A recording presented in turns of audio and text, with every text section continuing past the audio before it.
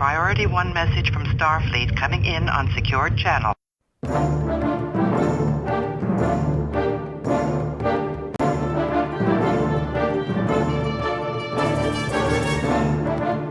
You are listening to the TrekRanks podcast, a member of the Tricorder Transmissions Podcast Network. This is episode 96, featuring the top 5 Cardassian episodes.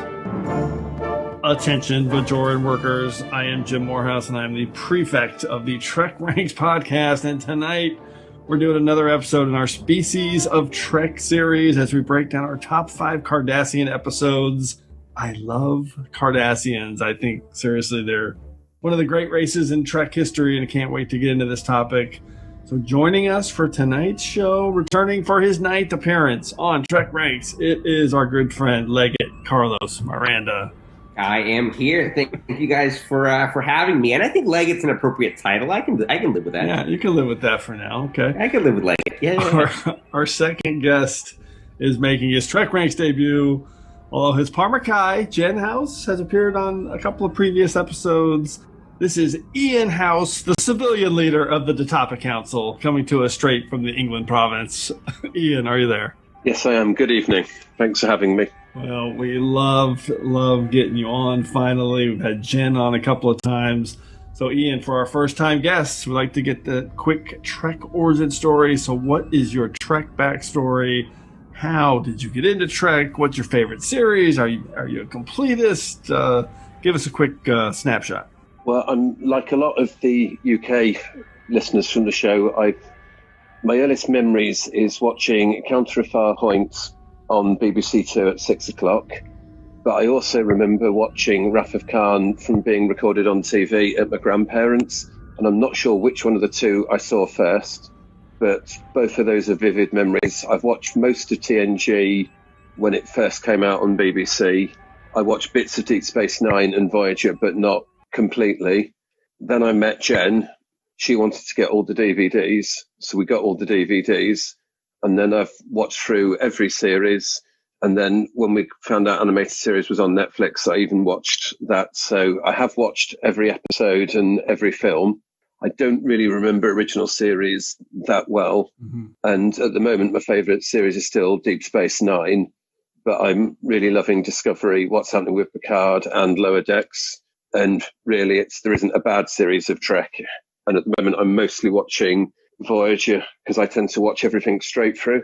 So I'm found tonight's episode really good because it's completely knocked me out of kilter of having to watch episodes in random orders. And I've really enjoyed that. So thanks for that, Jim. Yeah, we do a lot of when you're doing TrekRanks research, man. You got to watch episodes out of order, which is how I love to do it. All right, so you were not a completist till after you met Jen. Correct. But I did like it before I met Jen, but it's something we've enjoyed together. That's awesome. I love it. Okay, this is going to be a great show. Let's get into our TrekRanks recalibration. What are you recalibrating? Everything. It's a sweeping, a recalibration of all systems. First up, as regular listeners will know by now, Obsidian Order number 1 here at the TrekRanks podcast is that we love Trek. We love to rank Trek via some deep dive topics just to get the conversation started. And remember, it's not about the ranks.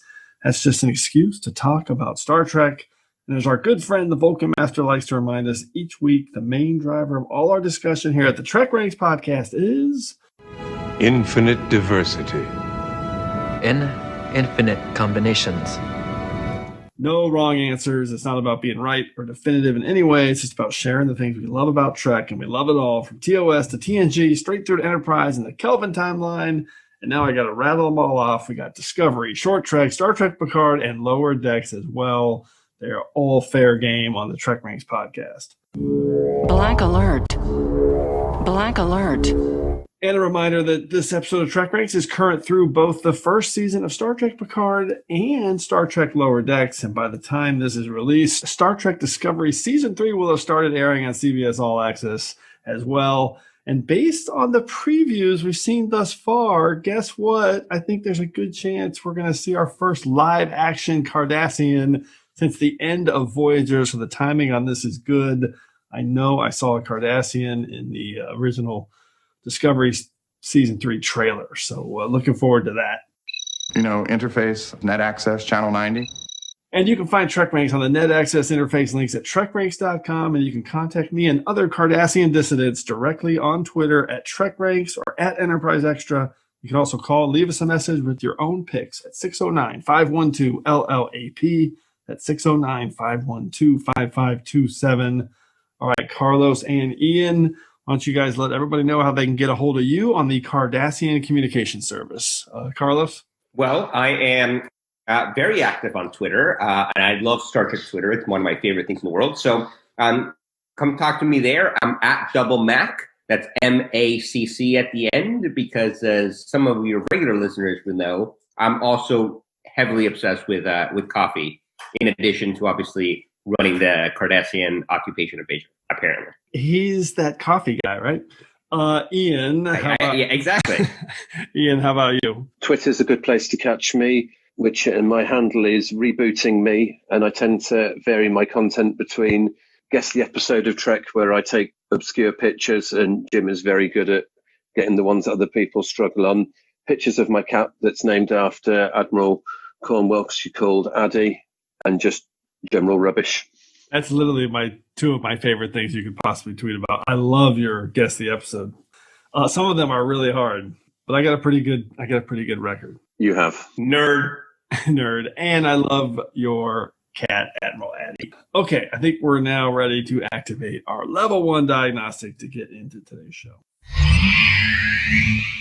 Diagnostic cycle will be complete in 20 seconds. Okay, guys, so first off, a little background on the Cardassians. One of the things that I love about them so much is really just the way that they were introduced, and that they were basically going to be a one-off alien. The first episode they appeared in was The Wounded, and they were designed basically as an alien of the week.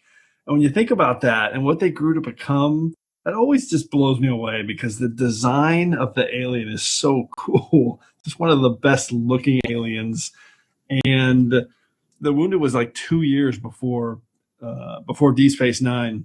So for them to become such an integral part of that 2 years after, and basically a year after Ensign Rowe, I just love that they became the big bad of Deep Space Nine. So I just kind of find it amazing that such a layered alien is one of the best in Trek history, and was basically an alien of the week to start. So without getting into your guys' prime directives, I want to hear a little bit about what you think of when you think about Cardassia Prime and the Cardassians. So Carlos, what's your take on Cardassian, the place they fill in Trek? It's amazing. In preparation for this, I obviously, I watched a couple of Cardassian episodes. I immediately knew some things that I wanted to include, others that I struggled with. But yeah, I mean, the idea that they were just meant to be this, we had never really heard of them before. We had never really heard about the Cardassian War, anything like that. I think Cardassians, I'm going to say something a little bit controversial here. I think they're the most nuanced and complex alien species on Trek. Right?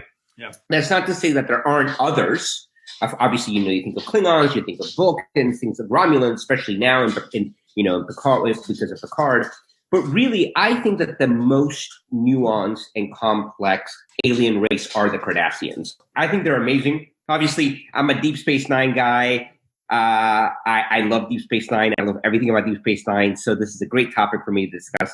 And again, I just think that they are great villains, great allies. The potential for stories is phenomenal, because you meet Cardassians that are artists, and they're scientists, and they're dictators, and they're everything. They're strong and brutal, yet again artistic and kind. They're just such a complex, varied species, and I think that they're they're kind of world building, Trek world building at its best. I think that is a perfect way to sum it up. Ian, how about you? What's your take on Cardassians and their place in Trek? I'm glad Carlos went first, because he's put it a lot more eloquently than I could, but I totally agree with everything that he's actually said. And because I knew we were going to be talking a little bit about Cardassians before we went into our prime directive, I just wrote down 2 words for me that's got to describe Cardassians, and one of them is complex, and one of them is proud. Ooh, I like that. And from how I've always viewed them on screen, and I have been fortunate, I have actually read some of the Star Trek books, best one about the Cardassians I've read is Enigma Tales by Una McCormack. Mm-hmm.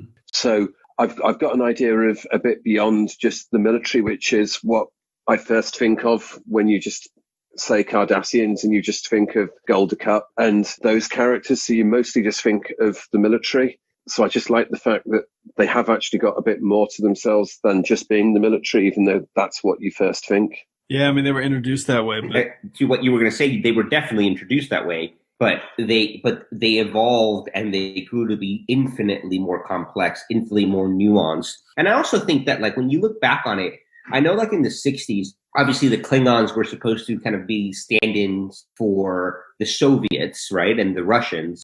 But the reality of it is that, like, if you look at Klingon culture, especially the way Klingon culture and the way the Klingons were portrayed, you know, when it went into the movies and definitely in Next Gen and DS9, they're much more akin to, like, I guess, stereotypical Western views of, like, feudal Japan, I think, you know, especially with the clans and the different families and things like that. And to me, like, the real Soviet stand-ins are the Cardassians. Yeah. It's like kind of this brutal, strong central government, the secret police that kind of infiltrates all aspects of their lives. Yeah. You know, I like that stereotypical, what Americans think of, like, of that stereotypical Soviet other. I think that, to me, is the Cardassians as opposed to the Klingons. Yeah, I mean, you guys summed it up well. Layered, complex, proud. I think that's really good. And you don't really think of just like one trait, like, hey, Klingons are warriors, Vulcans are logical. You don't think of something like that with Cardassians because there's so much layered there. Okay, let's get into our prime directives. I do not concur with your captain's decision. She's following our prime directive. Define prime directive. All right, Carlos, let's start with you. How did you define your prime directive and make your picks? Because this is it's a big topic, but it's also kind of tight in terms of what you can pick. Yeah, I immediately told myself that I couldn't just pick Deep Space Nine episodes because, you know me, I was just, I'll just go straight DS9 all the time. Yeah. And I was like, you have to pick at least two that are not DS9. I also didn't want to pick, I told myself that I had to limit the obvious choices and really think about it, because immediately, I mean, I'm sure a lot of them will come up, and you can't not have a discussion about Cardassians without talking about some of the big episodes that we'll be talking about, no doubt. But I wanted to pick 2 or 3 episodes that gave a taste or highlighted or kind of portrayed Cardassians in a slightly different light, showed what was to come. So I said to myself, you can't just pick Deep Space Nine, and you can't pick the all obvious choices. Okay, I love that. Ian, how about you, man? Your first prime directive, how'd you break it down? Well, in a way, I think I might be quite similar to Carlos in the fact that what I said was I didn't want to just do my top 5 Ducat or my top 5 Garrick episodes, because those would just be so a good discussion and good choices. So I've gone more for wanting to try and not necessarily my best episodes, but episodes that highlight different aspects of Cardassian nature. So a bit like some of the bits we talked about earlier. So it's more trying to just show different facets of being a Cardassian as opposed to a top 5 Garrick, which would have been my first choice of doing, but I wanted to do something a bit more complex as such. Yeah, someday we will do something more like Ducat or Garrick specific. So and by the way, one of the stats I'm going to keep is Ducat and Garrick episodes. So we'll see, or neither. So we'll see how that breaks down. I got really specific on my prime directive. I don't normally do that. I was thinking about the topic for a while and decided I really wanted to make sure all 5 of my episodes featured Cardassia Prime, so that I used that as a way to break it down. And it was kind of fun because it made me think about a few episodes. Maybe was there a scene on Cardassia Prime or not? So we recently did scenes on Earth here on TrekRanks. So I made sure that in this one we had this is basically scenes on Cardassia Prime for me, and it really helped me break down and just kind of figure out the direction to go on my pick. So I didn't think about it like you guys at all. I didn't try to narrow it down or make sure I included TNG or try to eliminate big episodes. I just went with the 5 that kind of represented Cardassia Prime and really highlighted the Cardassian society by seeing it in action. So, and then I also decided, I never do this, but I decided to go in chronological order based on that to craft a little bit of a narrative in my picks. So that is my Prime Directive. This is going to be awesome. Let's get into it. Third Automaticon. I know you don't like Cardassians, but introduce us to the order of things. I am a Jem'Hadar. He is a Vorta. It is the order of things. Thank you, Third Automaticon. As always, a quick reminder on how we're going to go through the order of things. First, everyone will start with their 5-word summary and a hashtag to tease their pick. Then we'll each reveal our top 5 Cardassian episode and the specific reasons we're highlighting it. And at the end, we'll ask everyone for a few secondary system selections for the picks that just missed our list. And as always, if we have any duplicate picks, very appropriate for this show, make sure you listen for the Defiant Torpedoes. I got to think we're going to have some duplicates, but who knows? Maybe even a triplicate. We'll see. Carlos, we're going to kick it off with you. What's your number 5 pick for your top 5 Cardassian episode? Legates first. I believe that's how they do it on Cardassia Prime, right? All right, so my first pick, 5 words, validate your faith in me. And my hashtag, I fought the law and the law won. And it is Season 7, Episode 24 of Star Trek The Next Generation, Preemptive Strike. Oh, I love this pick. One of my kind of slightly off the beaten path Cardassian episodes, not DS9. And I picked it for a couple of reasons, right? Obviously, the Cardassian occupation of Bajor is one of, I think, the deepest, most complex, nuanced stories that Trek has ever told. And obviously, you see it played out over the 7 seasons of DS9.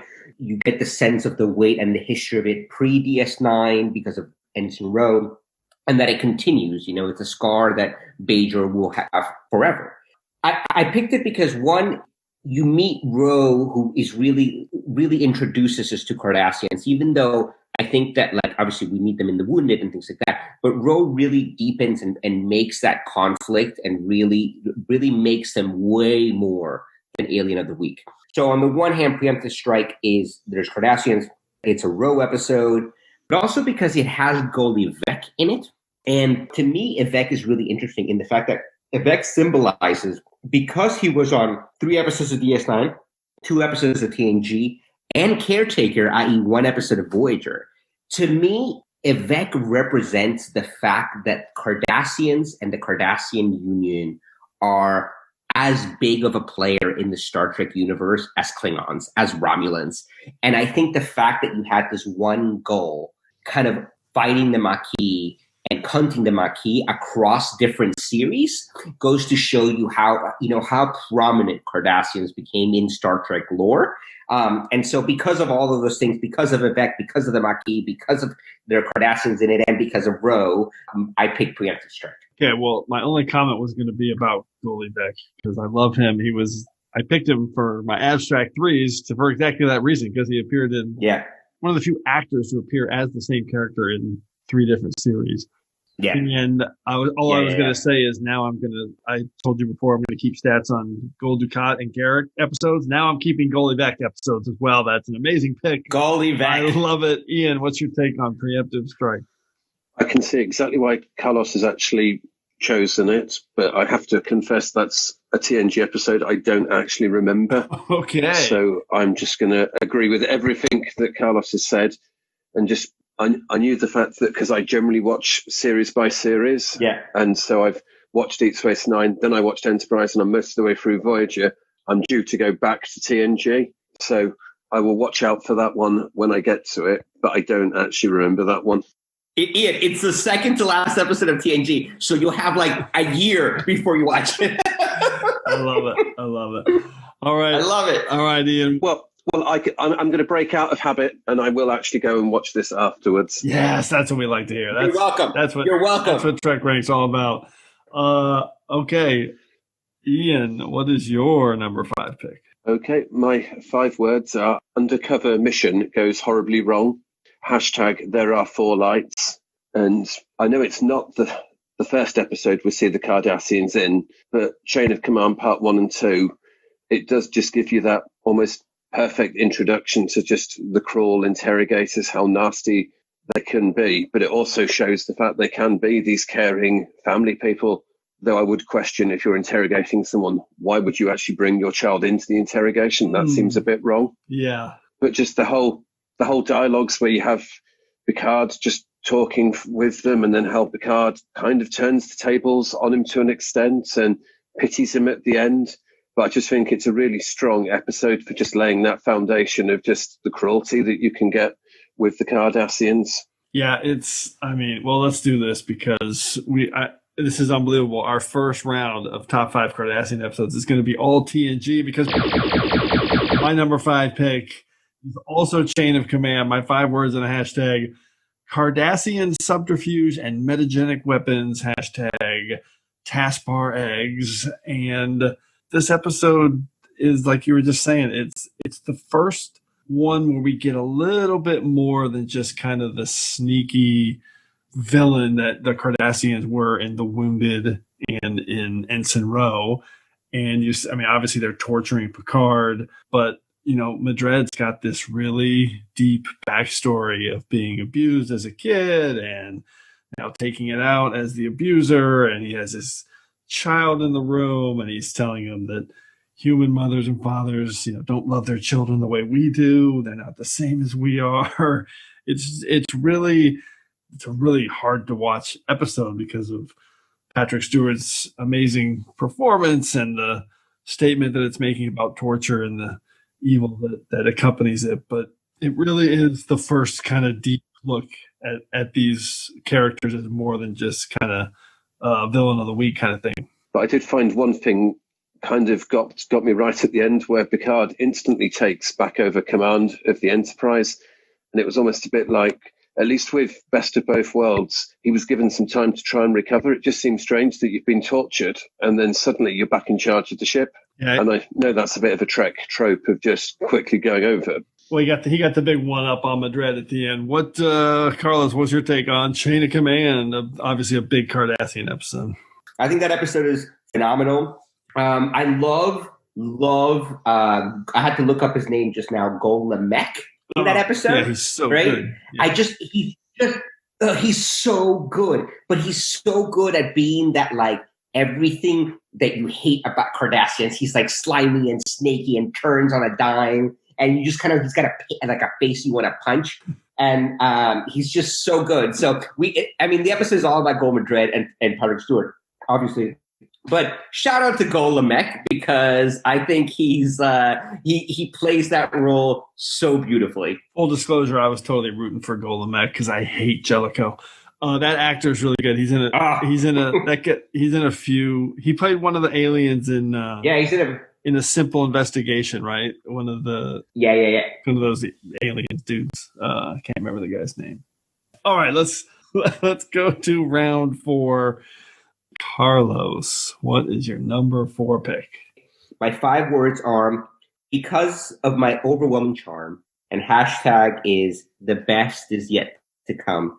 And it is season 4, episode 14 of Star Trek Deep Space Nine, Return to Grace. Oh, now I love it. Now, obviously, this is a great Dukat, Kira sparring episode. You got Sial in the middle.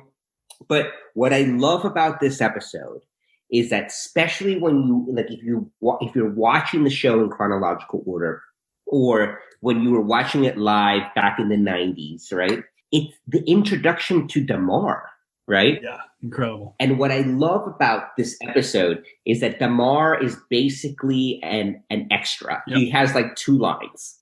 He's like, it's like DS9 Extra. That should be his handle, right? And he has 2 lines. It totally kind of represents how the Cardassians evolve and grow, because you're introduced to him. You don't think about him. How many tactical officers do we see in every incarnation Trek, in almost every episode? Yet this little background character becomes Damar. He becomes arguably one of Trek's best guest stars. He completely changes the fate of the Alpha Quadrant. And what I love about Return to Grace is that it shows you how, again, I think if you look at Damar, like how representative Cardassians are and the importance of Cardassians to the Star Trek universe are. At first, you're just kind of, alien of the week, random tactical officer. But actually, they invest time and energy into the Cardassians like they do in Damar. And they create these mountains out of like little molehills. And so I love that episode. I love that episode too. I'm so glad you picked it. I didn't consider it, but Damar, it should be picked for the exact reason you said. It's the perfect definition of how layered and detailed and ultimately well thought out the Cardassians are. That character ends up becoming the leader of Cardassia and the one that frees them from the Dominion in Impossible. Casey Biggs, Damar, we love him. Ian, what's your take on Return to Grace, Deep Space Nine? Well, I'd mostly like to just focus on Damar and just the fact this is one of the strengths I think Deep Space Nine actually has, is that you have these characters that you see just very briefly, as Carlos alluded to for this episode, and just how they then become such an integral part of the series that you then forget that they're not actually a regular main cast person and they're only there for a limited number of episodes. And just how his character developed to the end was just fantastic. Yeah, and of course the whole redemption arc too, because he killed Zial, and Zial's in this episode too. He ends up killing her. Oh, terrible. I know. All right, and then you end up rooting for him at the end. It's amazing. It's brutal. Exactly. You end up rooting for him. But Ian, how about you? What's your number 4 pick? Okay, my number 4 pick. Changing Kira's outlook isn't easy. #He's no butcher. It's Deep Space Nine, Season 1, Episode 18, Duet. Perfect. Awesome. I have to admit, it was one of the first episodes I thought of when you told me about the topic. The fact that someone can change Kira's mind on Cardassians is, well, you wouldn't have thought that could actually happen. Even after this episode, you wouldn't have thought that she could change her mind on it. And then just how you see the person coming on, claims to just be the file clerk, then decides that he's going to go, and I've put in my notes, goes full-blown Ducat, because he does then just go into just that really intense, yes, I was proud, I did it, I did all of this, and then just breaking down for that remorse, just saying that someone has to be charged for this. We can't just let this go unpunished. Someone has to have it, and then being found that he's innocent, then try to being released, and then just getting killed at the end. It's an emotional roller coaster for about 45 minutes and just gives you such a different flavor of what you could actually see in a Cardassian. I love that this plays into kind of how I look at these Cardassians, always with all my picks have a little bit of subterfuge, and here we are again. It's Maritza pretending to be Darheal, and this kind of double switch back and forth, and this is an iconic top 10 episode of Deep Space Nine for me at TrekRanks, and the interaction between those two. And like you said, the fact that Kira gets her first real appreciation for Cardassians, not as a monolith, but as individuals, is really, really incredible. And they did such a great job with it. You're Maritza, aren't you? You mistake me for that bug. That whimpering nothing. Oh, you stupid Bajoran. Kyle, don't you know who I am? I'm your nemesis. I'm your nightmare.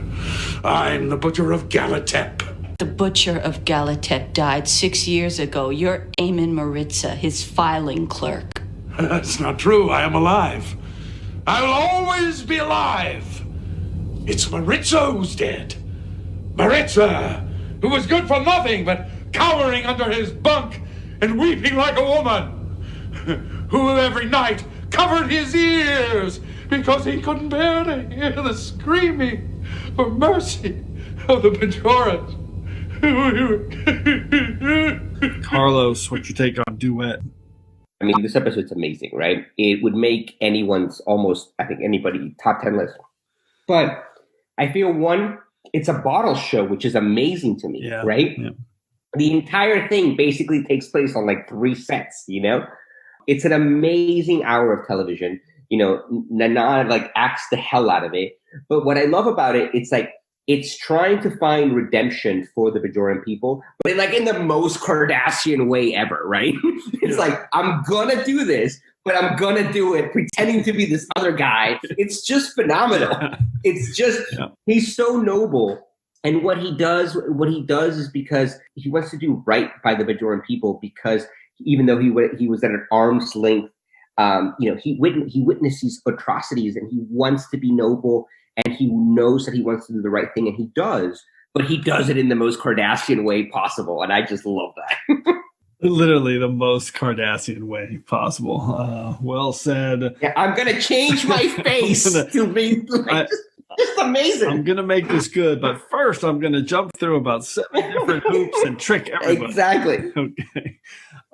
Exactly. All right, let's go to my round 4 pick. 5 words and a hashtag. We believe in swift justice. Hashtag execution scheduled before the trial begins. And it is, of course, Deep Space Nine Season 2, Episode 25, Tribunal, which is... I think this is one of the first episodes where you really get to see Cardassia and Cardassia Prime and some of the inner workings of what's happening on this planet, with how they administer themselves and how they can run themselves. This episode is so much great intrigue. And again, here we are as the Cardassians trying to manipulate a situation again. They've set up this whole kind of thing to frame O'Brien. They've got Boone, his old friend, who is, guess what? He's one of these surgically altered Cardassians who's infiltrated their enemies to try to, do the business. And yeah, there's just so many examples of that. And the thing I love about this episode the most, though, is the production design. This episode was directed by Avery Brooks. It's really, really cool set design, this courtroom with like 4 different corners of it where like the people are viewing, the lawyers are set up, where the judge is, where the defendant sits. There's a bunch of different cool angles where he brings a camera, like he's focused on the conservator Kovat giving a speech, and then he slowly brings the camera around. Now you see O'Brien sitting on the witness stand in the background. It's just really, really cool. And I love this little bit too there's a scene where Odo steps, they say, well, basically you can't come see him. He's going to stand trial. And Odo says, no, I'm a officer of the Cardassian court because Ducat made me one. So I'm going to serve as his Nestor.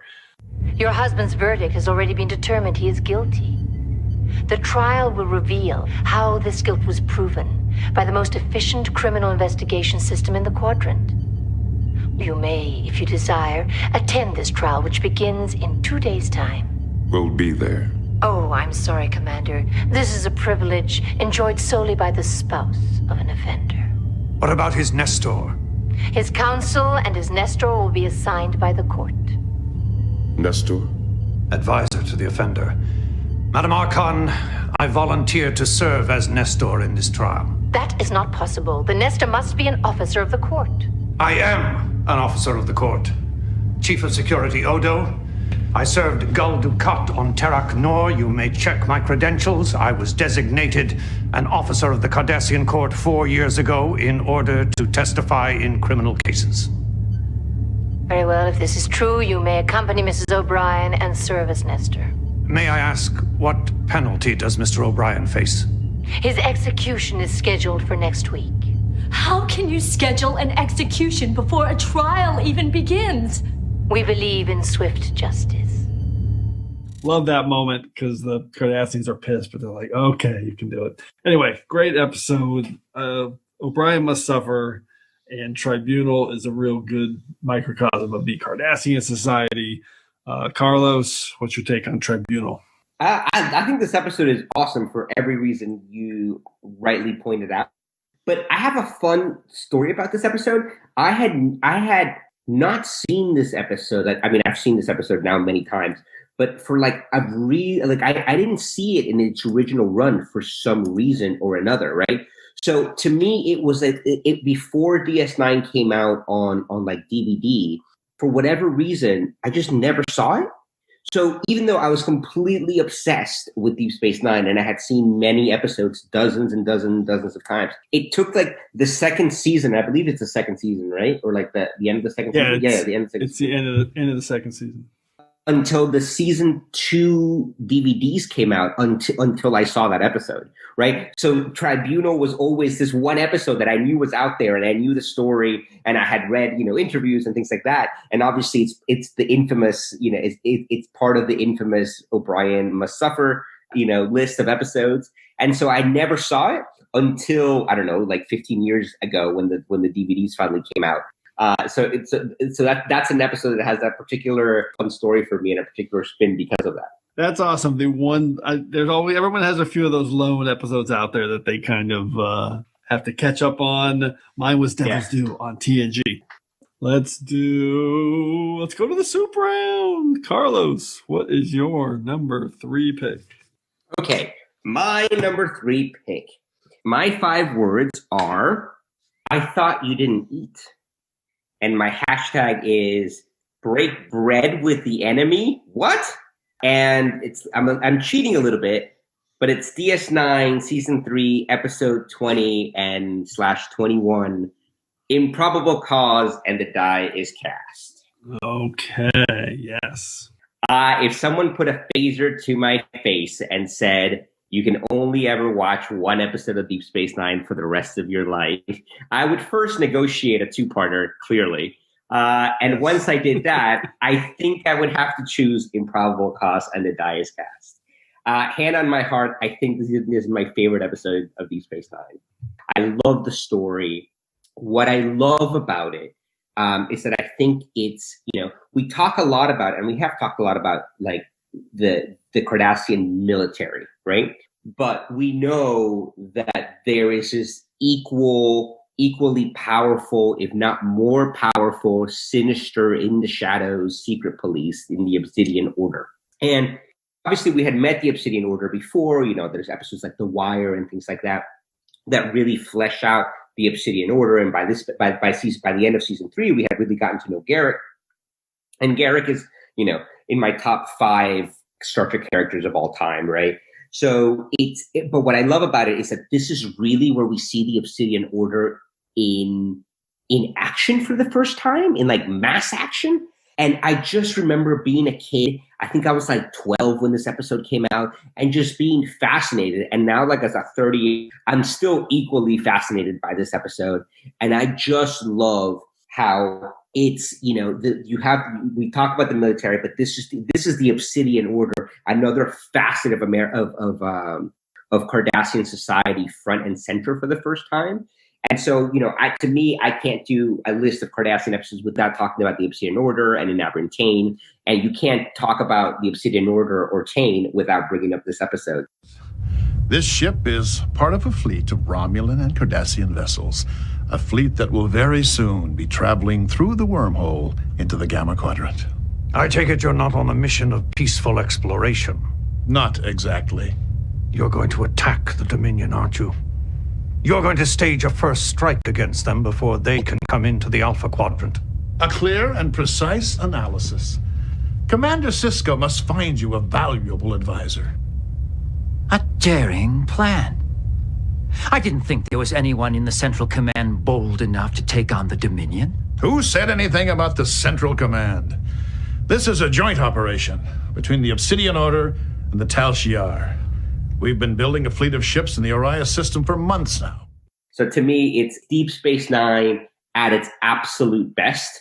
And obviously, in Purgatory's Shadow and Inferno's Light, like the sequel to this later on, might be my second favorite story in all of Deep Space Nine. So I love these episodes. I think that they are phenomenal. I think that they also highlight something that's very true to Cardassians.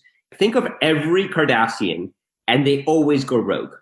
And I think that is, whether it's even Gul Madred, who kind of goes rogue and does his own interrogation of Picard when he wasn't really supposed to, whether it's an Enabrian Tain, and he's like, "Fuck you, I'm going to start my own thing and go kill all the changelings and the founders," right? So I love that yes, they're fascinated. Yes, they're complex. Yes, they're, we meet artists and we meet scientists and we meet military men and we meet secret police.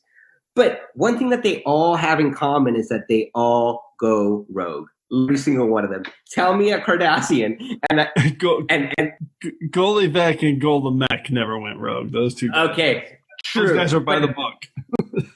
Those guys are by the book. But Vec had what's coming to him. I always thought, wouldn't it be great to run into a Vec in the Delta Quadrant and he's just limping home somewhere?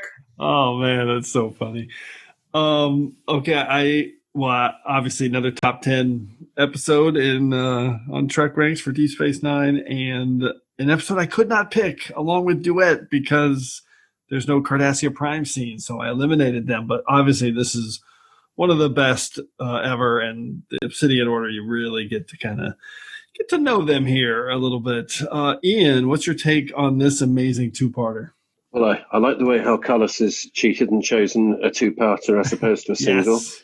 So I'm a legate. I can do what I want. Hey, Ian, we did that. We already did that too, by the way. We both chose Chain of Commands. Well, I technically had it as part 2, but you do kind of need part 1. Hey, Goma Dread's in part 1 too. So anyway, yeah, keep going. But yeah, and any episode that explores the background or the operating of the Obsidian Order is always going to be an interesting episode. So I'd agree with everything that you've said about it. Yeah, to say the least. All right, Ian, how about you? What's your super round pick?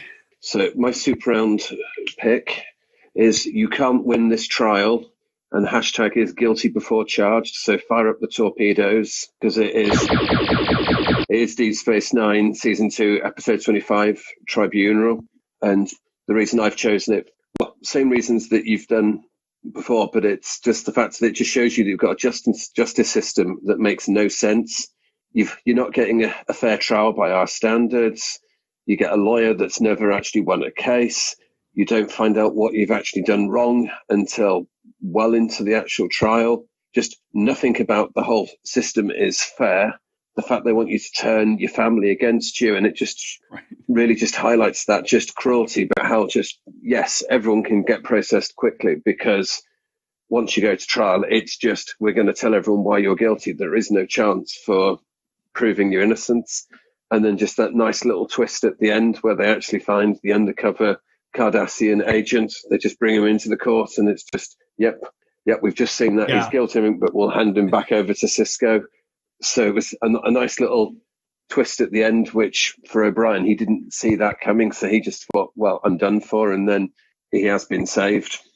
You're right. It's a great moment at the end and it shows you again how the Cardassians work, where all Cisco does is walk into the courtroom with the spy and basically say, hey, we got a little more information here. And they're like, okay, trial's over. You can go now.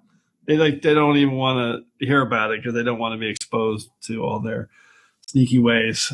That's a great ending.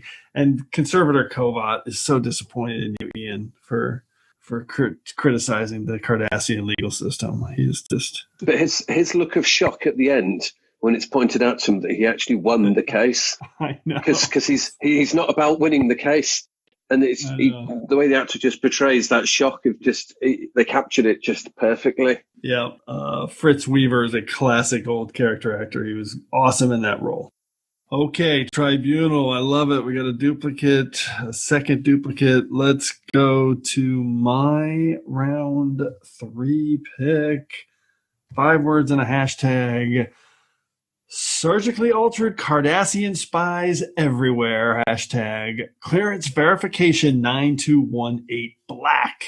And it is Deep Space Nine Season 3 Second Skin. I mean, this is as big a Cardassian episode as there is. It's probably my number 1 Cardassian episode if I was not going chronologically.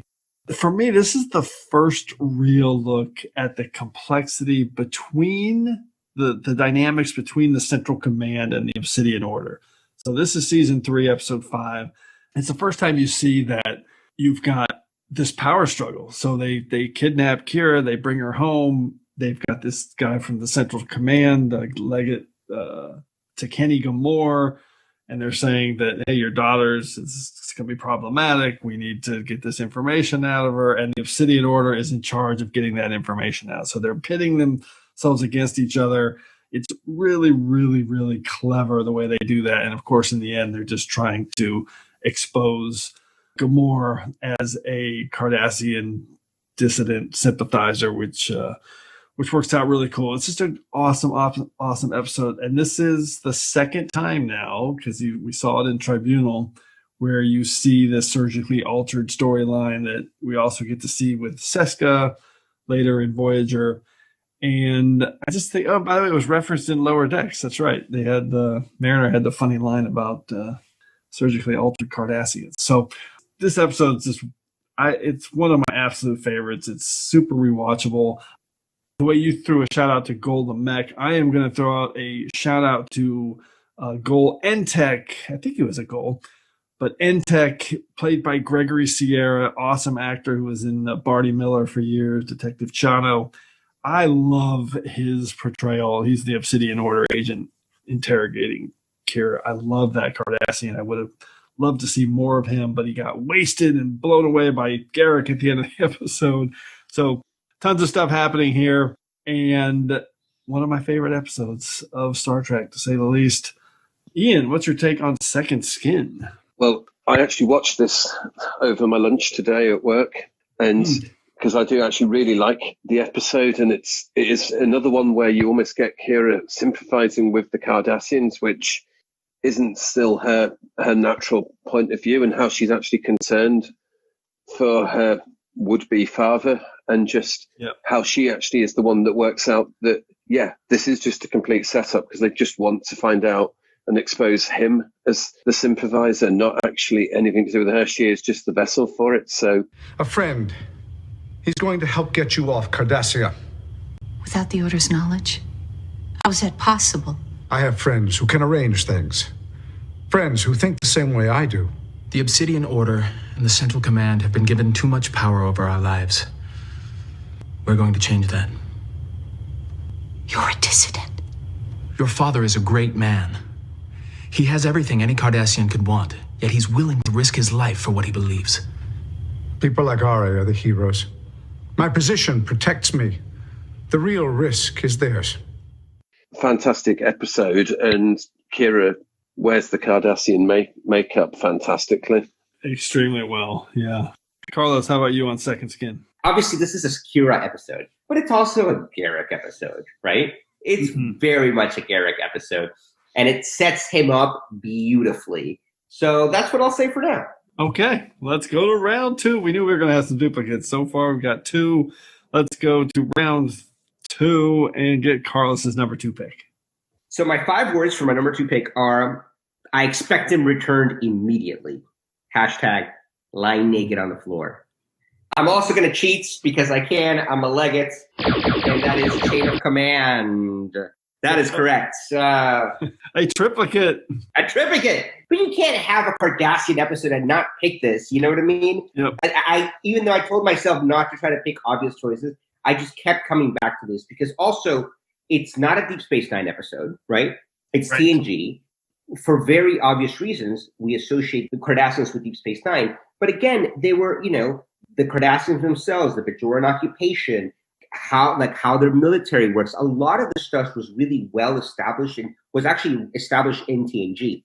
So I love this episode because it's a hard episode of Star Trek, and there are episodes of Star Trek that make you think. There are episodes of Star Trek that make you pause and make you feel things. But I don't know that there are many hard episodes of Star Trek to watch. Right? This is one of them. Yeah, this is one of them. You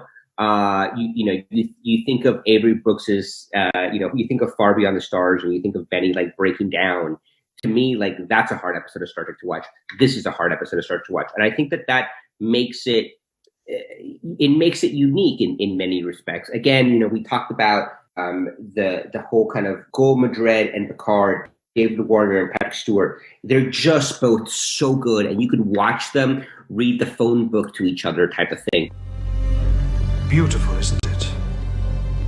The stone is Javanite. And now you know why it is so highly prized.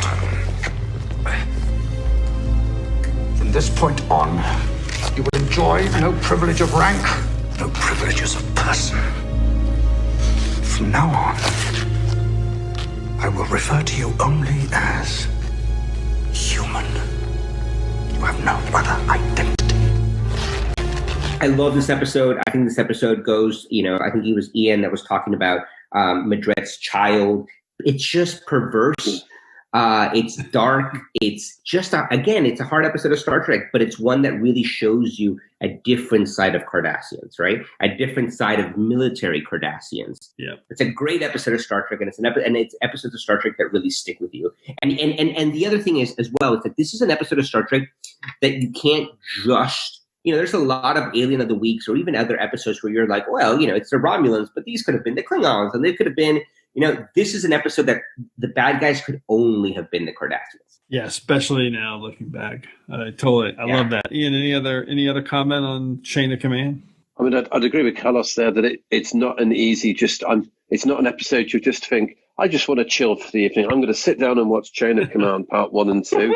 It's not. You're going to sit down and watch it because you want some dramatic tension. You want to see some good exchanges. You then potentially want to sit down and talk with the person you've just watched with it afterwards to actually see what they actually think. You're not just going to put it on as something in the background and just relax. So it is gripping, good quality TV.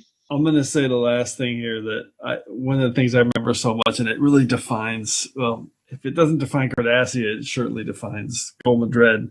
When Picard's like arguing with them about torture and having a child there to see it and how it just devalues life.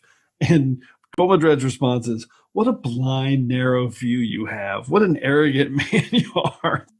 Yeah, that to me says a lot about Cardassians. All right, Ian, let's go to you. What is your number 2 pick? Okay, my number 2 pick, 5 words is blew up your own shop. # it's a trap. Fire your torpedoes again. It's DS9, Season 3, Episode 20, Impossible Cause, and Episode 21, The Die is Cast. I approve. And the reason I chose this is you start off by seeing Garak showing his skills, that he works out that someone's coming to try and kill him. So actually, let's just throw that person off the scent, get Odo involved so that he can then push them apart. Odo's going to pursue them, and then suddenly Garak's in the shuttle. Well, how's Garak even going to know that he's going to be going to pursue them? And then it goes off to sort of, he can't get hold of Nabrantane. He knows where to get them. They're then captured them. And then Garak's managing to sort of go from being shot on sight to suddenly becoming the understudy again.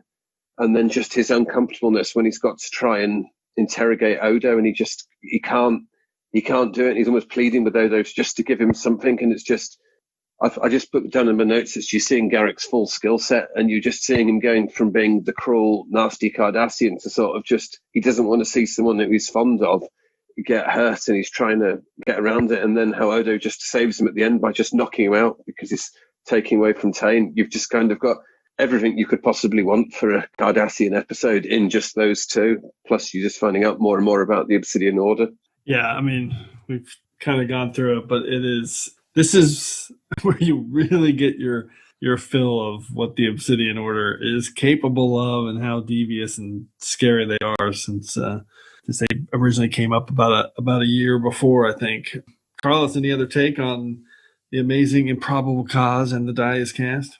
What else can I say? I mean, I said that if someone put a phaser to my face, that's what I'd pick. I love that. I think that what's amazing about these episodes as well is that they are all the characters have play a good part. They all have wonderful moments. Or when you talk about Garak's friendships, you immediately think of Bashir. But actually, this bonds Odo and Garak, right? And you see it play out throughout the rest of the series. And that begins here. And that's something that I really love about Garak, is that him and Odo even though they shouldn't be friends at all, they are friends. And, you see them later on having meals together and talking. For being such a stiff upper lip as Odo's supposed to be, he really does hang out with a lot of criminals, right? But that all begins here, right? And I love that. And it just, I really think this episode is absolute perfection in every way, shape, or form. Yep, well said. Okay, let's close out round 2 with my pick. 5 words and a hashtag.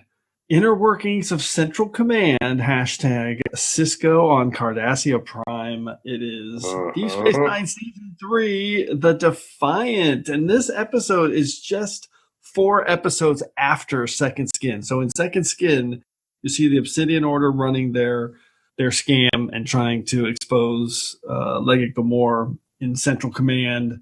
And in this one, you get to really see the inner workings of Central Command for the first time when Cisco goes with Gul Dukat to Cardassia Prime, and he's working on trying to basically capture, hopefully not destroy, but capture Thomas Riker on the Defiant. And my favorite moment from this episode is this. You get all this really great subtext and animosity between the Central Command and the Obsidian Order, who is represented by Carinus, the Obsidian Order observer, who's there kind of watching Gul Dukat lead the Central Command, trying to capture the Defiant. And there's one scene where Dukat's trying one thing, and Cisco's like, no, you're missing it. It's actually this. It's a decoy, and they kind of screw up and don't catch them. And the Carinus I'll just play it for you right now. The Defiant has decloaked and has begun to attack the outpost. We've lost contact with Outpost 47. Incoming message from Gul Torin. The Defiant has recloaked and its last known heading was 148 Mark 215. It's headed directly into the heart of Cardassian territory. Commander Cisco, you should be commended. I only wish we had someone with such keen tactical instincts who could have prevented this invasion of our territory. So I love that quote because, Dukat just sits there and stews. He is so miserable, but you really now see the way their politics and just how their government's working between these two organizations. Mm-hmm. You also get these scenes. I actually like these scenes with Dukat talking about his family. This is in that soft moment, along with Return to Grace in season 4, where you could tell the writer's room wasn't sure yet. Are we going to have a redemption arc for Dukat, or are we going to go all the way evil with him? We know which way they went, but there was that kind of middle period here in season 3 and season 4 where they were softening him a little bit before he went the other way. So, yeah, it's great. Accoutrograms. This is just an awesome episode, and it's just one of my favorites. The last note I'm going to say, because people I don't think realize this, but it always blows me away. The actress who played Carinus, the Obsidian Order observer, is Rachel Garrett. That's Trisha O'Neill, the actress who played Rachel Garrett. Super cool note. Carlos, what's your take on Defiant? Well, spoiler alert, I didn't pick it, but it's definitely, I definitely thought of it because I also love this episode. I also love this episode because it shows the continuity that they always had a plan with Deep Space Nine, right? Yeah. And, the ships that Thomas Riker is going after are then the ships that the Obsidian Order is building to attack the Dominion. It's just so good. It's so true. It's so good. You're right. All of that connects. Super cool. All of it connects, right? Ian, how about you, man? It's interesting how Cisco's trying to walk that line. If he has to help, he's trying to help them so he can get the ship back, but he's not helping them so much that they know everything about what the ship can actually do. So he does that fine line really well. And then when you were saying about the family, I know that indiscretion happens in season 4, where Dukat's then almost cut off from his family because of Ziel. So it's quite interesting to have that there where he's still actually fully attached with his Cardassian family. And obviously just any screen time with Dukat on there is always going to be entertaining and interesting. It all connects, kind of amazing. And that point you brought up, that was one of the best moments too, where Cisco reveals that there's a cloak on the Defiant, and Dukat is shocked, and Carinus is like, yeah, I was wondering if you were going to tell us that. We knew about that. And Dukat's like, you didn't tell us? What the hell? It's so good. And you really see the interplay here between the military and the Obsidian Order, which just works so beautifully. All right, that sums it up pretty good. Let's go to round one and our top Cardassian episodes. Carlos, what's your number one? Okay, my 5 words are an Alpha Red priority mission. And the hashtag is giving you a number and taking away your name. And it is season 3, episode 5 of Star Trek Deep Space Nine, Second Skin. You talked about it. I had the hashtag. You had it as the 5 words. The Alpha priority. Exactly. Alpha Red priority. Exactly. Okay, so we've talked about Kira in this episode, and I said that it was a Garak. It's equally Garak's story, I think. And I love that one scene where you know exactly the scene I'm talking about, where Garak talks them out of basically a fight. And it is, I think, might be it's definitely in my top 10 favorite scenes. Forget Deep Space Nine, of Star Trek. I routinely, on a monthly basis, will go to YouTube and just watch that scene. It's 3.5 minutes. It's just, everything is amazing about that scene. One, not only because when Garak, he's snooping around the ship, and then Odo brings him in. When he touches the button and the filter, "You're not Cobarians," goes through, and then you see them, Garak just turns on a dime. He goes from banter to this cold, focused killer. So good. Right? Yeah. And he doesn't use a weapon, he uses his words there to get them out of exactly what he needs to do. And then the moment the screen is off, he just turns it off and he just goes back to being plain simple Garak. And Cisco is stunned and totally deadpan. The guy just says, "It's just something I heard while having someone's trousers." It's the best. It's so good. It's the best. So again, this episode, speaking to Cardassians, it shows the interplay between the military and the Obsidian Order. You have the family life. You have the caring father who legitimately thinks Kira is his daughter and wants to take care of her, was willing to sacrifice his military career for her. And he's a sweet old man. Obviously comes back later in the series. So I think that this episode is one of these episodes that really shows all the shades of gray in the kaleidoscope of kind of Cardassian society. Yeah, it really does. It also has the amazing line where Cisco says, "Mr. Garak, I do believe that is the first truly honest thing you've ever said to me." And Garak just says, "Yes, you're very perceptive." Ian, how about you? Any other thoughts on Second Skin? Well, I mean, we've talked a fair bit about Garak, but just his cruelty at the end where he just shoots them without even batting an eyelid just is that same intensity that you get when he just suddenly goes on the screen and just goes, yep, suddenly you've got this, just that real intensity. And it just shows the depth that these non-main characters, that they've actually panned out everything for all this support cast. And I don't think any of the other series have managed to get that level of depth across the recurring characters. The writing for just Deep Space Nine, they've just got that broad depth of just all the characters and how they can bring them in, weave them into the different stories. And I'm always just shocked when you see how few episodes Garak was actually in. Right. And when he does turn on and kill him, he has that great line where he's like, "I rather liked him. That's a shame." He's cutthroat. All right, Ian, what is your number one pick? Can't wait to hear this. Okay, my 5 words are never doubt on Klingons helping. And then I've got 2 hashtags because I couldn't decide between them. Too great a sacrifice, or the hubris of Dukat. And it's season 6, episode 6, Sacrifice of Angels. Oh, awesome pick. You've just got all the drama there. So you've just got Dukat just overconfident saying, "Oh, they're just trying to actually pull it out for a line. We'll just go through." But then they go through, but the Klingons arrive, so actually they can get through. You've just got those massive space battles, but you're just seeing Dukat doing his laugh, "I'm being confident," and then suddenly realizing, hang on, the Defiance actually got through. Then he's saying, well, he's gone into the wormhole, but the reinforcements are going to come in. Reinforcements are taken out, and then just that complete breakdown of him where he's just almost destroyed. And then actually where you see Cisco being compassionate towards Dukat at the end, and when he gets the baseball handed back, and it's just, you see a side of Dukat that you've never seen before at the end, and It's just got everything other than that really heart-wrenching bit where Damar kills the owl, which brutal.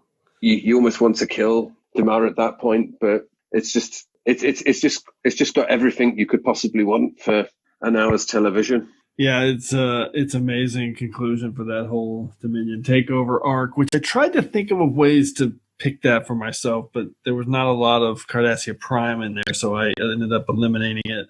Yeah, that's another all-time epic top 10 episode of DS9 on TrekRanks. Carlos, what's your take on Sacrifice of Angels? The first time that Trek, obviously by this point, DS9 is becoming more and more serialized. You're getting into the sixth season, and between the first episode of the sixth season and the last episode of the seventh season, it's arguably just one really big story, right? Right. And what I love about Sacrifice of Angels, though, is that it does tie up that retake the station story so well. And it's an episode that plays with your emotions because you're excited, it's suspenseful, you don't know how they're going to beat the Dominion fleet. Obviously, the first time you watch it. And so it's an episode to me that kind of like Call to Arms is an episode that a lot happens in 44 minutes. It doesn't feel like it's 44 minutes. It feels like it's much longer than that in a really good way. They just pack it all in. And then obviously, they top it off with the end of the Cial storyline. And it's heartbreaking. So it's a beautiful episode, and I'm glad Ian picked it. Oh, Cial. Never get over it. Okay. Let's close it out with my number one pick, going in chronological order. This actually fits coming after yours as well. Ian, 5 words and a hashtag. Housekeeper and most trusted confidant, hashtag. Mila inspires a revolution. It is Deep Space Nine, the Dogs of War, so the second to last episode before the finale. And I picked this because you get to see the way the Cardassian people respond to the revolt that Damar has led. The Cardassian resistance, the Cardassian Liberation Front comes full circle, and it opens with the resistance being crushed, and Damar and Garrick and Kira are hiding out in Mila's, Nabrin Tane's old house, and Mila, who never spoken, but we assume is Garrick's mother. I've always assumed that. She's helping them, and they're basically just defeated. They don't know what to do. They're waiting to die, basically. And there's a great moment where she comes downstairs and just starts saying, well, everyone on the streets is talking about you. They don't believe you're dead, Damar. They want you to, they think you're going to rise up and that you're hiding out in some secret mountain hideaway, plotting your attacks. And I just love that moment because that spurs them now to go out on the streets and blow up a Jem'Hadar barracks, and all the people start rallying around. And that's where you get your big Damar speech where freedom is ours for the taking. And everyone's whispering, it's Damar, it's amazing. So I love that moment because now it shows how the people of Cardassia is what ultimately it's about. And they're going to come together and fight the fight against the Dominion. And it also opens with an amazing shot of Cardassia Prime from a Jem'Hadar fighter when Garrick just says, Cardassia, as beautiful as I remember. And Damar says, it won't be beautiful in my eyes until the Dominion is gone. I love this moment. Cardassia, it's as beautiful as I remember.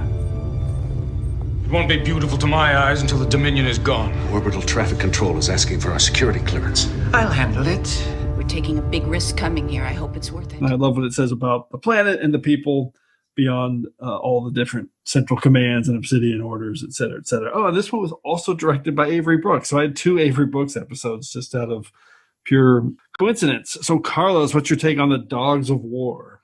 Yeah, interesting that I picked the second to last episode of Next Generation. Right. Directed by Patrick Stewart, by the way. Oh, that's right. So directed by the captain. Interesting. And you picked the second last episode of DS9. This episode is beautiful and it's amazing, but it's so melancholy to me. And that's one of the reasons I love it. but I can't watch the series finale of Deep Space Nine over and over again like I can this episode. Yeah. I think this episode is such an amazing culmination of that, of everything that's come before it. The entire Dominion War. Yes, obviously the big battle and everything concludes in the last episode, but this is the crescendo, right? The Damar speech and Kira doing this full circle in a Starfleet uniform in a basement with Garak and Damar. It's just amazing. It's just amazing. It's incredible. You're right. It's funny because I can't watch What You Leave Behind over and over again. I did consider picking it, but this one I do watch over and over again, and I watch it for the Cardassian reasons, not kind of the Ferengi stuff that's happening on the station. So, Ian, what's your take on the Dogs of War? I mean, I just love the way how you have just got Garak, Damar, and Kira, just the way they bounce off each other, and how this, for me, this just really then sets up everything that happens in What You Leave Behind. So it is that just perfect setup to then take you into the culmination of the story. And I totally agree with everything that two of you have actually said as well. So a great pick. I'm glad you said that because it really does. It is, again, if the writer's room, I remember Stephen Bear's style is just to what's the craziest trifecta we could have together? Oh, how about Damar, Kira, and Garak in the basement in Auburn Tane's house plotting the...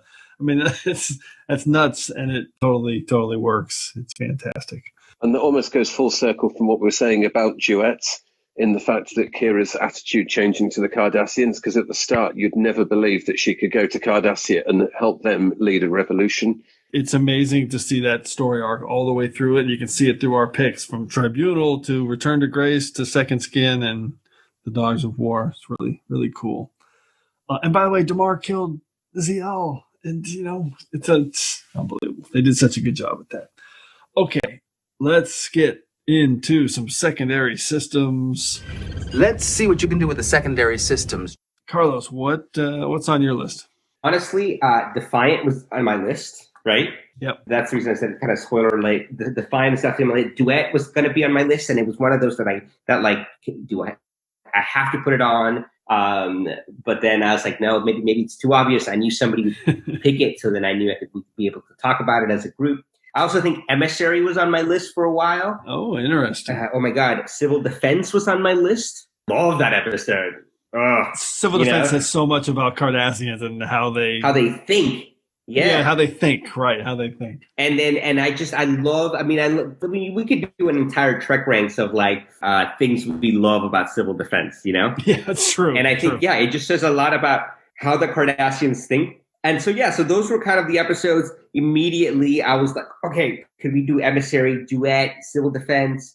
And then I told myself, no, you gotta take it back, and don't just do DS9, Defiant. So those were all mine. I love it. Ian, how about you, man? What's on your secondary systems? Well, this is actually because obviously we've had lots of duplicates during the talking, but for the secondary systems, I've basically, other than Second Skin, I've got no duplicates. I did find this really tough on trying to do my cutting back. So for TNG, I did actually look at Lower Decks. Mm-hmm. And obviously I wanted to play with the tie-on with the animated series we've now got, but it didn't really focus on giving you much more of a flavour of Cardassia, so I had to drop that one. And then I did want to put in, as soon as I knew it was a Cardassian episode, I wanted to put in Arman Bashir, because I wanted to just have the hashtag of rocking the tuxedos and with a description of you can't kill them, Garak. But it was just, I didn't want to have it just being all about Garak. And then I thought in the Pale Moonlight, where you're just getting that real nastiness of what Garak can actually do if you let him loose to do it. But it wasn't a complete Cardassian one. No. And then second hardest cut was probably After Image. Oh. So beginning of season 3, where Ezri's helping Garak. And I thought that was a really good one, but it was focusing on Garak as opposed to focusing on developing about Cardassian. So I had to cut it. And then the biggest cut for me was actually doing What You Left Behind, because them laughing outside where they're just going, we're at the Central Command, we're about to storm it, and we can't even get through the door. And it was just, that was fantastic. And then I did look at Voyager, and I did watch the episode Nothing Human, where they've got the Cardassian hologram doctor. Yeah. Excellent. And that was a really good episode, but it didn't add more than what my main picks were doing. And Right. though I really like Seska, like you've alluded to earlier yourself, Seska is a fantastic and interesting character, but she doesn't add anything extra to the Cardassian story. It's just she is a Cardassian and a fantastic character. So I didn't go with any of the Voyager Seska ones for that reason. Well, I like the Arman Bashir. You can make an argument because of the way Garrick deconstructs Bashir's actions in relation to how a Cardassian would look at it and do it. So that's why I wanted to go with it, because it was just like, well, this is how a Playboy spy does it, and then Garrick going, well, no, that's just preposterous. This is how you do it. You wouldn't be so obvious. That would have been a clever pick. I didn't think of that one at all. So okay, and I had civil defense for sure. My toughest cut was What You Leave Behind. So that's like you, Ian. The one here, my toughest cut from one that didn't fit my prime directive, and I'm surprised it hasn't come up much more, is The Wire, because that one that again shows you how Cardassians think, and that's a mid-season 2 episode that you really start to learn more about what they do and how they think. And I almost picked it because they go to see an Abrantane, but he's on like a colony outside of he's in the Cardassian Union, but not on Cardassia Prime. And then I love Ensign Rowe. I think Ensign Rowe is another underrated episode where they show the Cardassians, man, they're always doing something sneaky, right? And the Wounded, they're sneaking around. In Ensign Rowe, they're sneaking around. I also had When It Rains, because that's when they started the Cardassian Liberation Front. And my special shout out, which you almost mentioned there, Ian, was State of Flux from Voyager, where Seska is such a Cardassian that her solution to the problem that she's in is to work with the Kazon. I mean, come on. Come on, Seska, just write it out. Your odds would have been so much better. But I love the surgically altered Cardassian storylines everywhere through Trek. Amazing. Yeah, incredible. I think the Supreme Tribunal would definitely have approved of all of our awesome picks today, but now it's time to get into our regeneration cycle and go through some stats and a recap of all of our picks. Computer, activate regeneration cycle. Alcoves Beta and Gamma. Okay, Carlos, rattle off your top 5. So my number 5 pick was TNG's Preemptive Strike. My number 4 was DS9's Return to Grace. Number 3 was DS9's Improbable Cause and the Dias Cast 2-parter. My number 2, another 2-parter, is TNG's Chain of Command. And my number 1 pick was DS9's Second Skin. Amazing. So you did what you said. You had 2 TNG and 3 Deep Space Nine and 7 overall hours of Trek. And we all had at least 3 duplicates. So lots of duplicates today. Ian, what were your top 5? So number 5 was TNG Season 6, Episode 11, Chain of Command Part 2. Number 4 was Deep Space Nine, Season 1, Episode 18, Duet. Number 3 was Deep Space Nine, Season 2, Episode 25, Tribunal.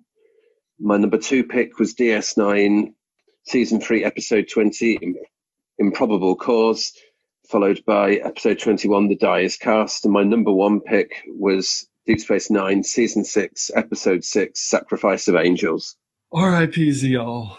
And so you had 4 Deep Space Nine, 1 TNG. That'll be like me. And you also had 7 hours of Trek because we're giving you that 2-parter for Chain of Command. And I had my number 5 pick was TNG's Chain of Command.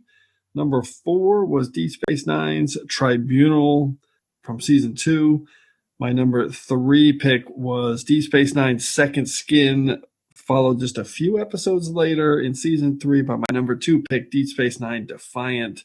And my number 1 pick was The Dogs of War from Season 7 of Deep Space Nine. So I had, 4 Deep Space Nine, 1 TNG. Here are some awesome statistical breakdowns on what we had. We had 3 duplicate picks plus 1 triplicate, a rare triplicate on TrekRanks, which makes sense with Chain of Command. Overall, the episode count I was going to keep track with Voyager, Deep Space Nine, and TNG. We had no Voyager picks, which is the odds were against it, but at least there was a chance. TNG had 4 picks, and Deep Space Nine had 11. We had one Goldie mention. I love that. We had a couple each for Goldemar, Nabrantane, and Zial. There were 6 episodes that did not feature Garrick or Gul Dukat. We had 4 episodes that were basically Gul Dukat episodes, and Garrick was just ahead of them with 5 overall episodes that would be labeled a Garrick episode. So, yeah, I love this topic. A great conversation.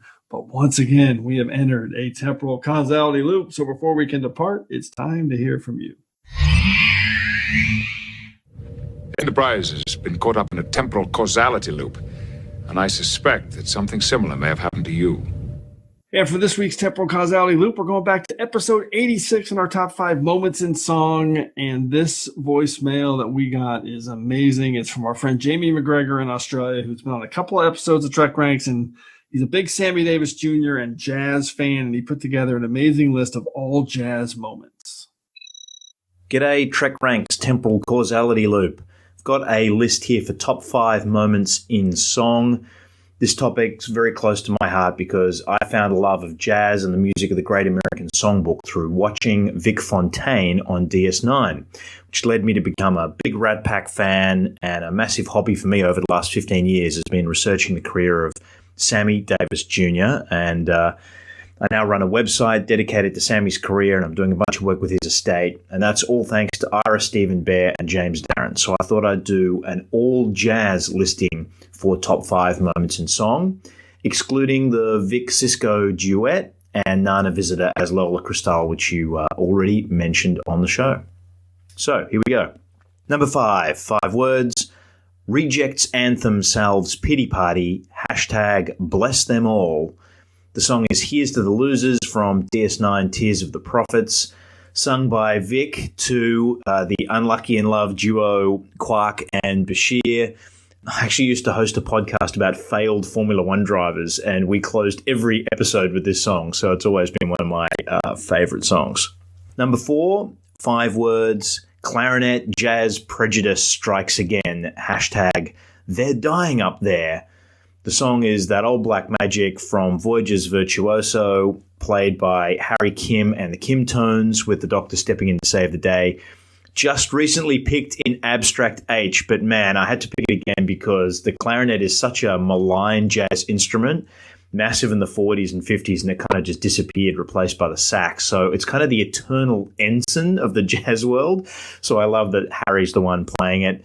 And it's also hilarious that Bob Picardo is supposed to be playing the singing expert, even though he's got Paul Williams, you know, a genuine 70s pop singer and songwriter, sitting there looking right at him, pretending not to know anything about music.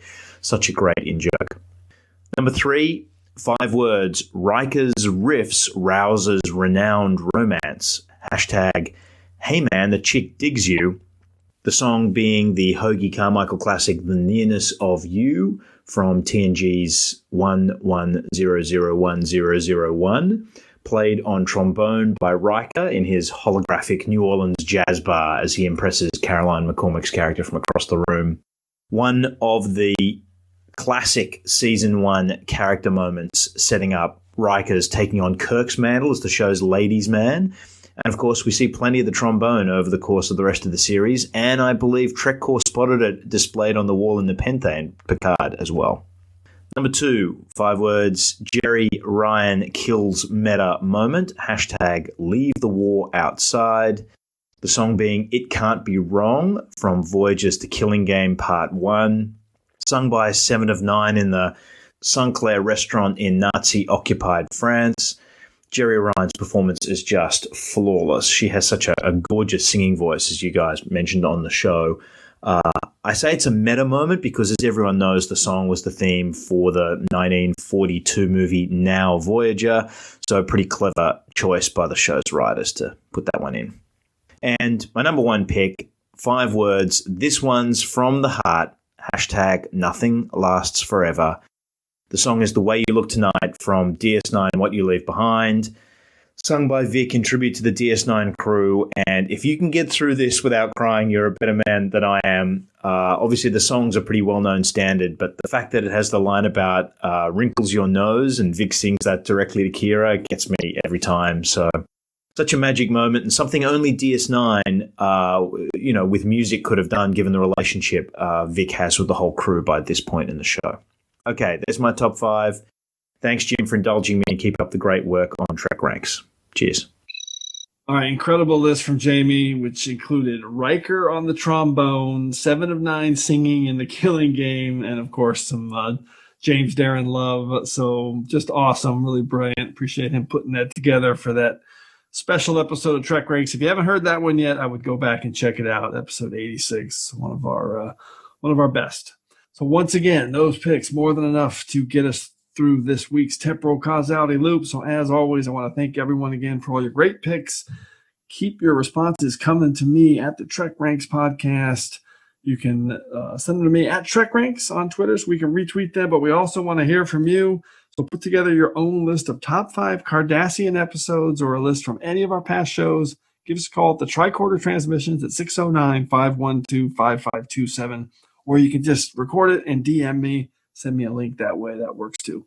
So hopefully we'll hear from you so you can be featured on the next episode of TrekRanks. And on the next episode of TrekRanks, we are doing our top 5 high-concept TNG episodes. We have previously done top 5 Voyager and Enterprise high-concept episodes. It's a really cool topic. We haven't done it for a very long time. It's been a couple of years since we tackled the high concept topic. We're going to get back to it because I love it. It's one of my favorites. So Carlos and Ian, if you had to choose one TNG episode that you think was high concept, which is that kind of big, cool, out there sci-fi idea, what would it be, Carlos? Oh, man, I'd have to go with something like Parallels. Oh, that's a good one. Yeah, of course. I mean, it immediately comes to mind. Yep. No, that's yeah. Especially right now when I feel we're all living in the worst timeline where Riker has that like scraggly beard and it's just like the board everywhere. Perfect. Ian, how about you? You got one off the top of your head? The only one that I can sort of think of is Measure of the Man, purely because Data being an android, but trying to actually decide, is he actually having rights? And that's the first thing that comes to my mind. And defining life and what it is. And it's in an episode that now has a whole new meaning since Picard is an android. It's been 2.5 years, 70 episodes since we did high concept. So that's coming up next on TrekRanks. All right, so before we wrap it up, a huge thanks to Leggett, Carlos, Miranda, and Detapa Council leader, Ian Howse. Great to have you guys on the show. Any information either of you would like to relay through the Cardassian Information Service before we depart, Carlos? No, just that all of this will be this entire podcast will be redacted and won't be allowed to play at all. I love it. Ian, how about you, man? Well, the only thing I'd like to plug, if I can, is the Trek Book Club run by Rob Chapman, which is just a very good way to meet other people and read Star Trek books and just interact with some very good people. That's fantastic. I appreciate you doing it. We love Rob Chapman. Trekkie Rob on Twitter has been on TrekRanks a couple of times. Great dude. Trek Book Club is awesome. I wish I read more, but I don't. All right. Thanks for coming on, Ian. It was great having you on, man. And we love you and Jen and appreciate you guys taking the time to do the show. Thank you for having us. All right. Just want to thank everyone again for engaging with us here on episode 96 of the TrekRanks podcast. As always, I want to close by saying I'm looking forward to standing with you again here in this place where I belong. It's Damar. It's Damar. He's alive. Citizens of Cardassia, hear me. The Dominion told you that the rebellion has been crushed. What you have seen here today proves that is yet another lie. Our fight for freedom continues, but it will take place here in the streets. I call on Cardassians everywhere to rise up and join me. I need you to be my army. If we stand together, nothing can oppose us. Freedom is ours for the taking.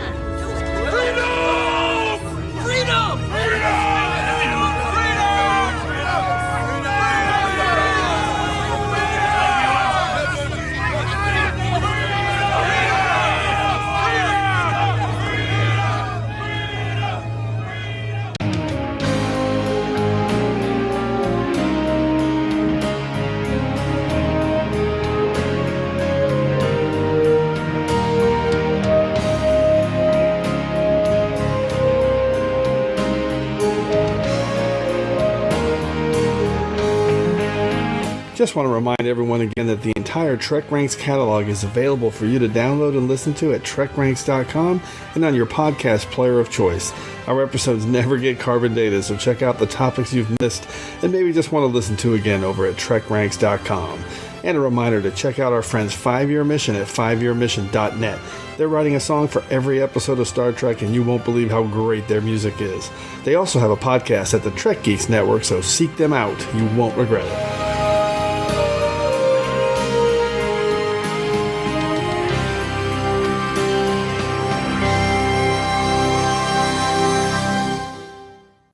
Maquis activity is on the rise in this sector. By order of the Central Command, all incoming ships are to be stopped and searched. Drop the holofilter. Do it. I can get us out of this if you let me talk to them. Please stand by. Are we within their weapons range yet? No. Do as he says, but be prepared to get out of here fast if it doesn't work. Galbanil, you're not Coberians. Very observant of you. Now turn your ships around. Excuse me. This is an Alpha Red priority mission, clearance verification 9218 Black. By authority of the Central Command, you are ordered to turn your ships around. Erase all records of this encounter from your logs and talk of it to no one. Is that clear? Clearance code verified. My apologies. I had no idea. You are doing your duty. End transmission. Mr. Garrick, I'm impressed. It was just something I overheard while I was hemming someone's trousers. I suggest that we get away from here as quickly as possible in case Galbanil should decide to show some initiative.